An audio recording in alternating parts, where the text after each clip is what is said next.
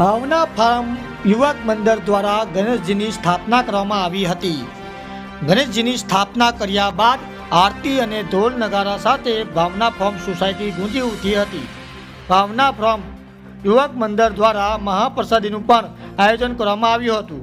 તેમાં અલગ અલગ સોસાયટી દ્વારા મહાપ્રસાદીનો લાવો લીધો હતો। 10 દિવસ સ્થાપના બાદ ગણેશજીને વાજતે ગાજતે વિસર્જન કરવામાં આવ્યું હતું।